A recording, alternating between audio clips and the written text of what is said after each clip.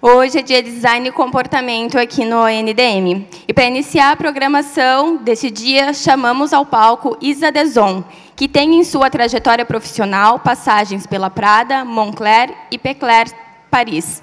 Em 2018, ela fundou a Deson Consultoria Estratégica, empresa com representação exclusiva da Pecler Paris na América Latina. Isa, seja muito bem-vinda ao palco do ANDM.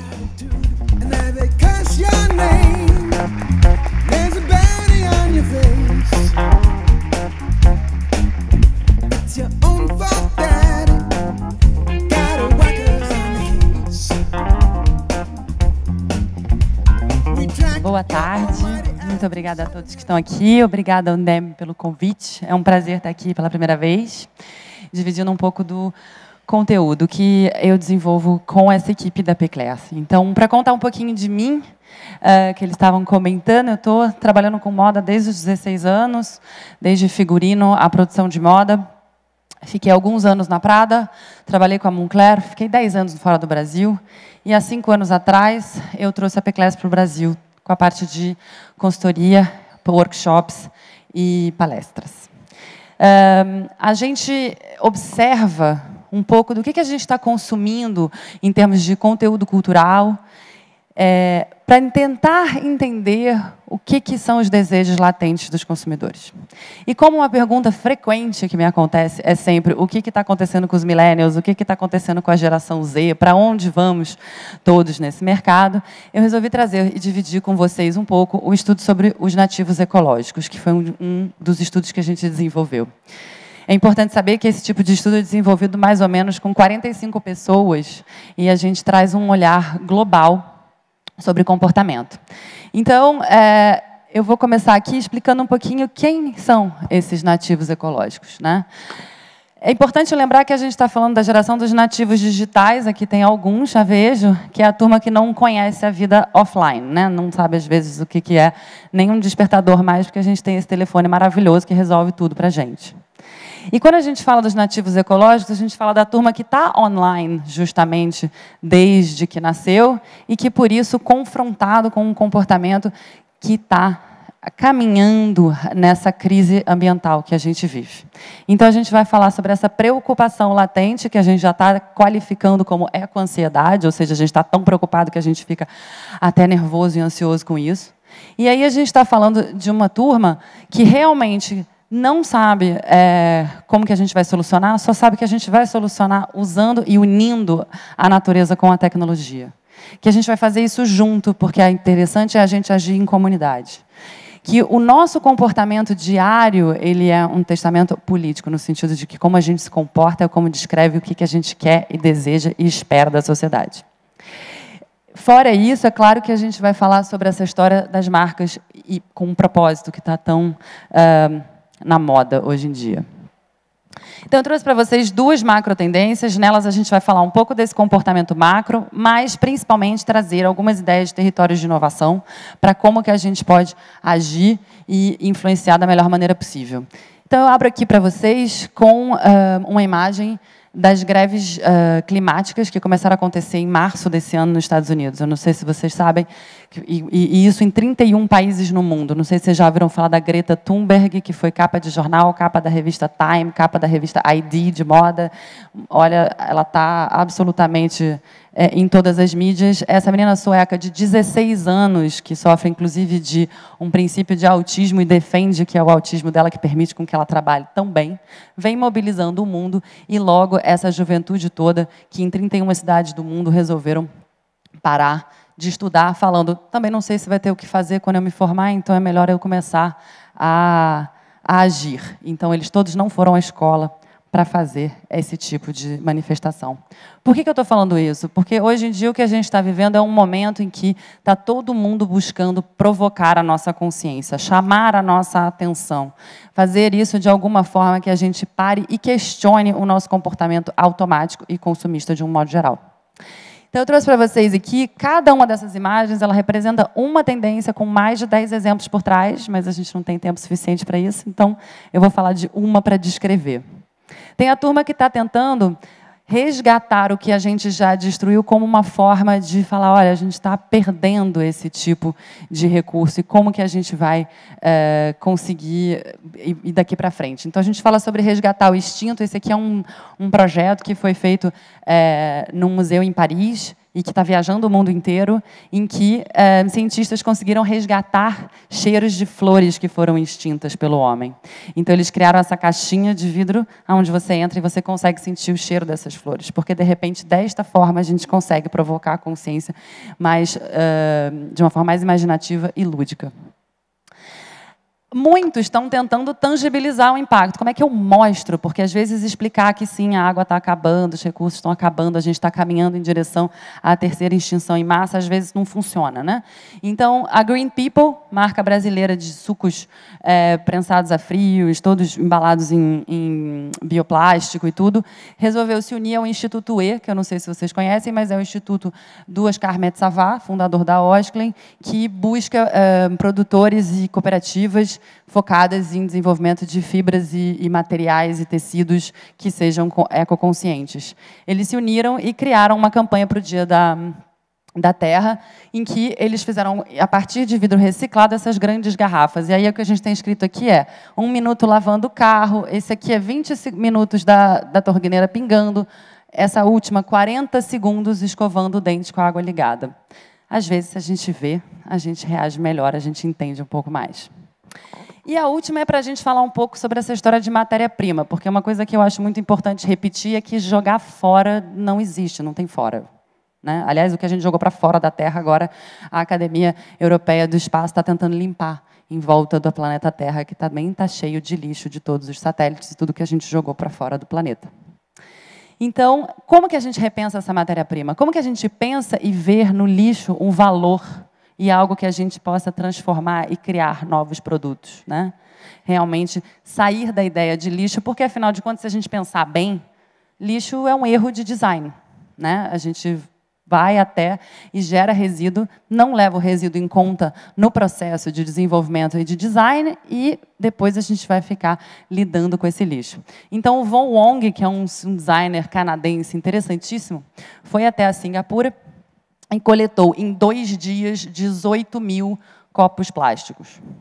Os copos plásticos têm uma tendência de ficar na nossa mão de 6 segundos a 6 minutos e na Terra de 100 a 500 anos, dependendo do material. Então, o que ele fez? Ele higienizou, conseguiu coletar tudo isso e daí ele criou cenários belíssimos, onde as pessoas podiam entrar, podiam tirar foto, onde foi feito esse editorial, inclusive, todas essas luzes, como uma forma da gente repensar tudo isso que a gente diz que está jogando fora.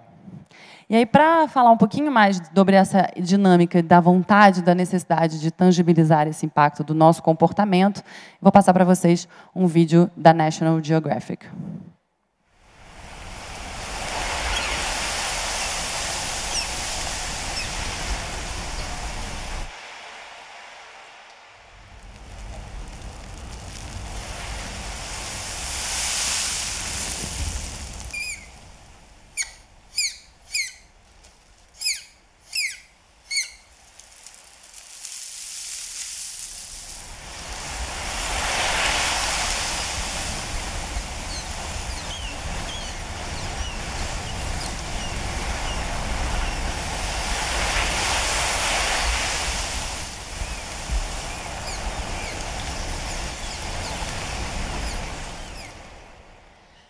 A National Geographic, quando fez uma capa famosa de um iceberg, que na realidade era uma sacola plástica, não sei quem chegou a ver, criou essa associação e estão tentando, da parte dele, fazer o que eles podem para lutar contra esses plásticos todos que a gente está gerando e ingerindo.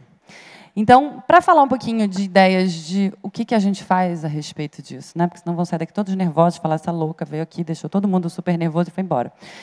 A primeira coisa que a gente precisa entender é como é que a gente vai inverter o ciclo de produção e trabalhar com todos os resíduos que a gente produz.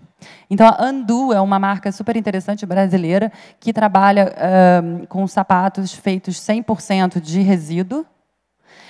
E, a partir daí, então, todos os componentes são naturais ou reciclados. Eles usam 6 garrafas PET para fazer a sola, por exemplo, que é toda de borracha também.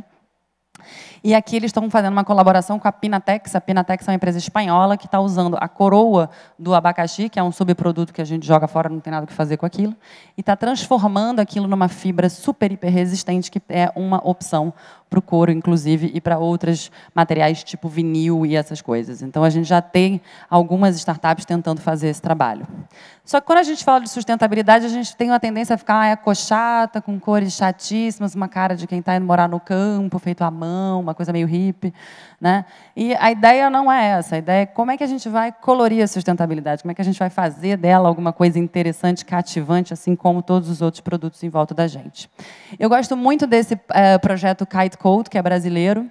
Descobriu-se que uma vela de kitesurfing, ela dura 300 anos, demora 300 anos para decompor.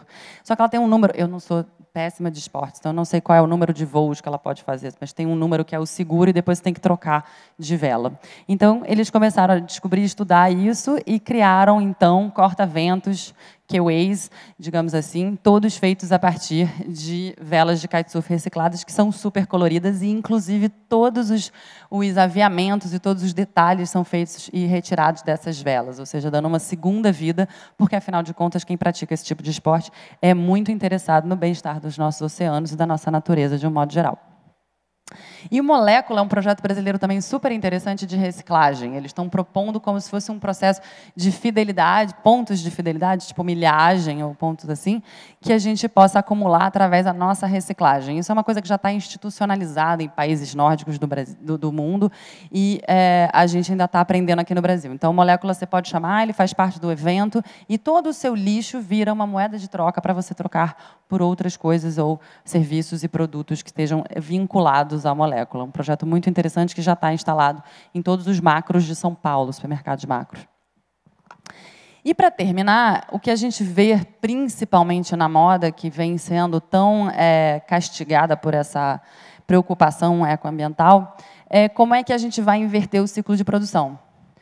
Vocês devem ter ouvido falar que a Burberry foi completamente criticada por ter queimado não sei quantos mil euros ou libras de produto, justamente porque não podia se livrar do produto, o produto não tinha vendido e não queriam botar a marca para perder valor de marca e tocaram fogo no seu estoque. Isso foi totalmente criticado, a Burberry entrou numa crise impressionante da empresa que não acontecia há anos, depois que a marca vinha crescendo loucamente no mundo afora, e hoje eles estão no processo de falar de Reburberry, que é justamente um realinhamento interno, eles prometem ficar aderindo aos 17 ODS, os Objetivos de Desenvolvimento Sustentáveis, que foram decididos pelo COP21, e estão absolutamente reformulando todo o negócio para conseguir ver se conquistam um pouco mais desses nativos ecológicos que eles perderam e que está afetando imensamente o negócio deles. E aí, a segunda e última macro tendência que eu queria mostrar para vocês um pouco aqui hoje é sobre a mudança do nosso conceito de ostentação, da nossa abordagem ao luxo, de será que a gente consegue concentrar um pouco mais na substância do que a gente está produzindo, do material, da onde vem, como é feito, quem fez, em vez de só necessariamente querer replicar alguma moda, algum status que a gente esteja procurando através do produto. A gente precisa entender que a forma que a gente consome hoje é essencialmente o problema. Né? E isso está mudando, inclusive, no mercado de luxo, onde todo mundo achou que ele ia ficar intocado e ali ileso. Então, eu trouxe essa imagem porque eu trabalho muito com a Vânia Goy, que é uma influenciadora de beleza, e a Vânia passou uma semana inteira no Instagram dela sem botar nenhuma marca, porque um dia ela percebeu que, como ela fala de marcas, ela estava incentivando um consumo desenfreado de produtos de beleza insano, que ela não conseguia controlar. Então, ela passou uma semana inteira falando sobre as fórmulas, as texturas, sobre para que serve, sobre diversos rituais, ou seja, desvirtuando. E essa foi uma das fotos que ela usou para promover isso. Aqui a gente tem produtos tanto de todos os níveis e de todas as marcas possíveis e imagináveis. E, ao te fotografar de cima, ela, de repente, apagou e concentrou no que tinha dentro do pote, de fato, né? Porque o que acontece é que nós estamos vivendo um momento onde a gente vai precisar começar a eliminar, no mínimo, o descartável, né? E isso tem virado o inimigo número 1. A gente fala muito sobre o plástico, especificamente, não é só ele o responsável. E aí, aqui eu falo sobre a Lauren Singer. A Lauren Singer, ela foi a primeira influenciadora do movimento Zero Lixo, que é um movimento que entende que a gente vai precisar parar de produzir esse tal desse lixo que a gente vem dizendo. Como que a gente vai fazer isso, a gente ainda não sabe. Eu trouxe algumas ideias e espero que vocês possam, então, sair daqui com muitas outras ideias que eu nem pensei ainda. Então, a Lauren Singer, que é a menina que passou, é uma influenciadora que passou um ano inteiro com o lixo que cabia numa jarrinha de vidro desse tamanho, não sei quem viu. Hoje, no Brasil, a gente já tem algumas influenciadoras do movimento Zero Lixo, inclusive lojas em São Paulo, como a loja Package Free, que ela e esse estilista, que é o estilista Daniel Zero Waste, ele é o Daniel Zero Lixo, abriram no Brooklyn, dando as opções. Então, está aqui um copo que você pode levar com você, de repente a gente volta para a Gillette antiga, que não produz lixo, que você consegue reciclar porque ela é 100% de metal, e assim por diante. Então, eles trazem, como vocês podem ver aí, todas as opções para a gente começar a eliminar a nossa compra. É muito difícil, nem tentem, porque não dá hoje em dia da gente viver sem nenhum descartável. A farmácia não deixa, o supermercado não deixa, mas a gente precisa começar a se posicionar e se manifestar em relação a isso. E o que eu trouxe aqui no meio, que eu achei que foi muito interessante, é como que a Stella McCartney migrou da capa da Vogue para a capa de uma das revistas principais de tecnologia e inovação do mundo. Ela começou uma marca há 20 anos atrás, dizendo que ela nunca ia usar couro. Aí todo mundo caiu na gargalhada e falou assim, ela está louca, vegana, doida. Tudo bem que ela é filha do Paul McCartney, a gente deixa, mas mesmo assim, como é que ela vai fazer isso? Não só ela conseguiu ainda nunca ter usado couro na marca dela, como ela está desenvolvendo com diversas startups subprodutos de cogumelo para criar couro, subprodutos de plástico, subprodutos reciclados de todas as maneiras, criando lojas que não produzem lixo e que usam energia sustentável e circular, criando agora um programa com a Google sobre traçabilidade de produtos. Ela está totalmente desafiando tudo que a gente esperava do mercado de luxo e principalmente do mercado de moda.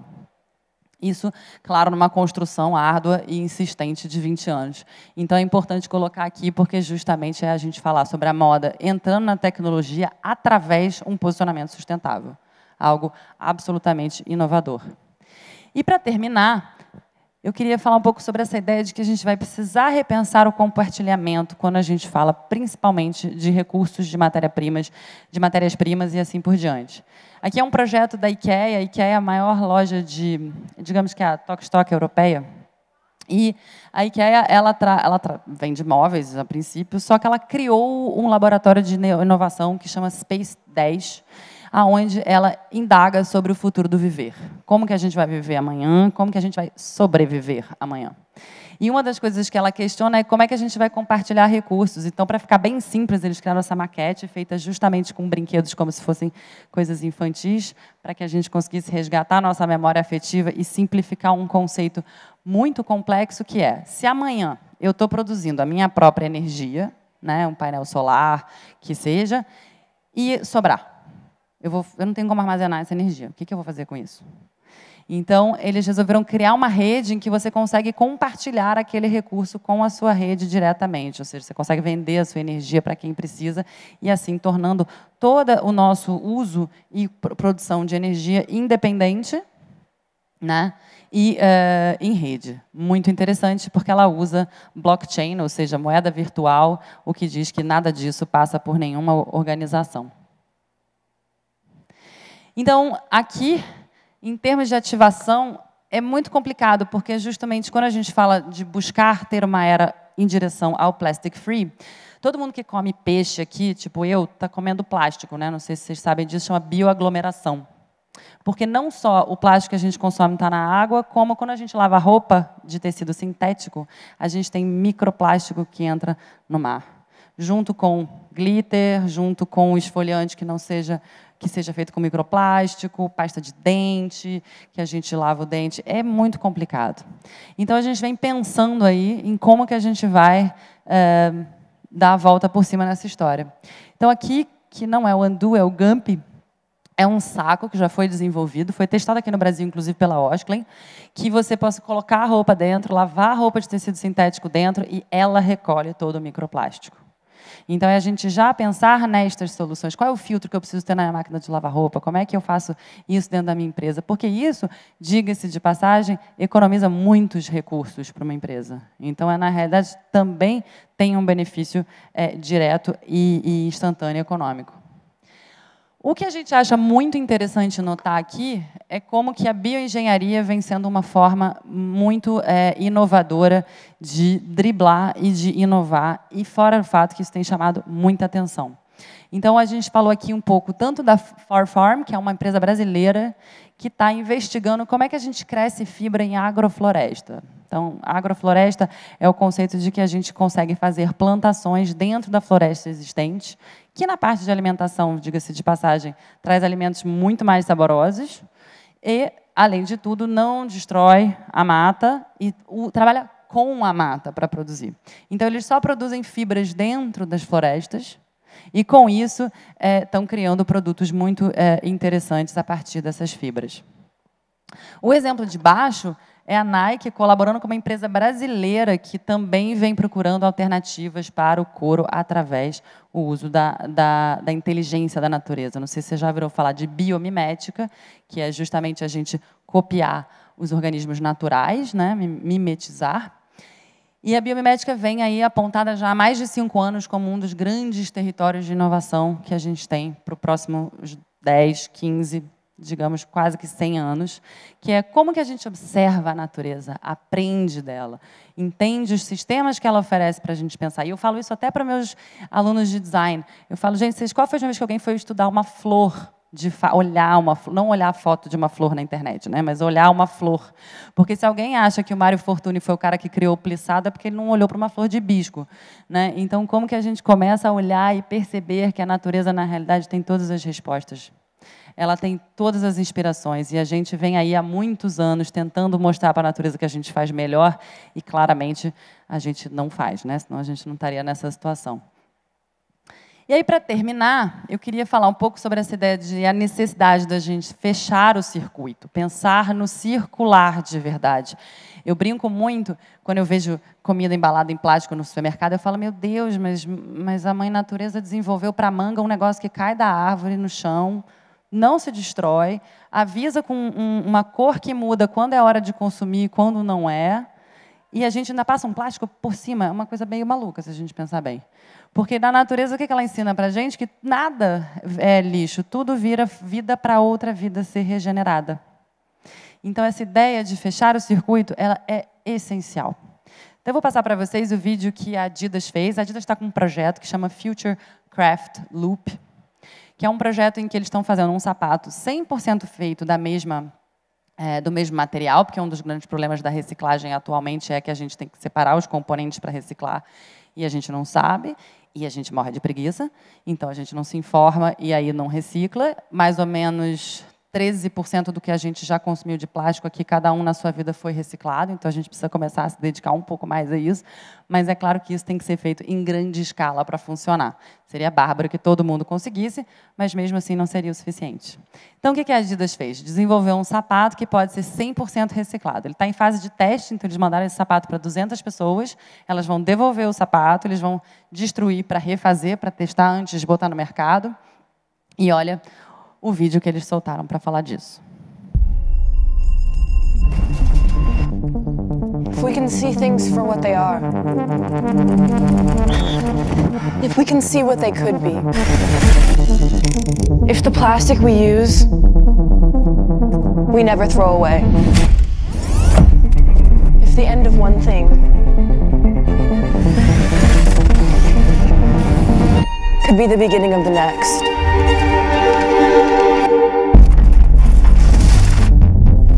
If we know that less can create more.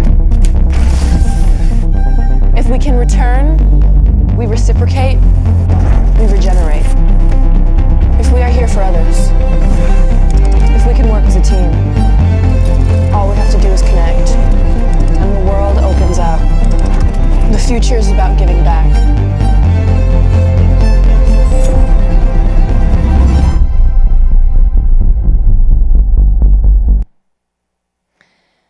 Então, que ela diz não tem legenda do filme, então eu vou contar para vocês, para quem não conseguiu seguir. Essa é a filha do Will Smith, a Willow Smith. E ela diz algumas mensagens que eu acho que são essenciais. Uma é que o futuro é sobre a gente devolver, para a gente fazer juntos. Que juntos a gente consegue fazer. Quando a gente se junta para fazer alguma ação, a gente faz bem mais fácil, bem melhor do que quando a gente está sozinho. Né? E ela fala sobre por que a gente não faz as coisas para que elas possam se regenerar. Por que a gente continua insistindo que as coisas têm um começo, um meio e um fim. Né? Então, a importância da gente falar disso. E eu deixo vocês aqui, a Charlie, com 18 anos, que foi uma das participantes daquela marcha que eu falei lá no início. A Charlie fala que seria muito legal que a gente começasse a mudar a nossa ideia de que ter algo novo o tempo inteiro é o mais legal, mas sim que ter algo que respeite a natureza, que respeite a nós mesmos. A gente precisa parar de se distanciar da natureza. Nós somos natureza. Por isso que quando a gente tira o sapato e bota o pé na areia, todo mundo sente o mesmo tipo de felicidade, o mesmo tipo de alívio, de afago. Porque é uma coisa só e a gente precisa voltar a ter essa noção, porque essa é uma noção primal e intrínseca aos seres humanos. Muito obrigada pela atenção. Se vocês tiverem perguntas, me mandem um e-mail, um Instagram, fiquem à vontade e aproveitem muito o evento. Obrigada.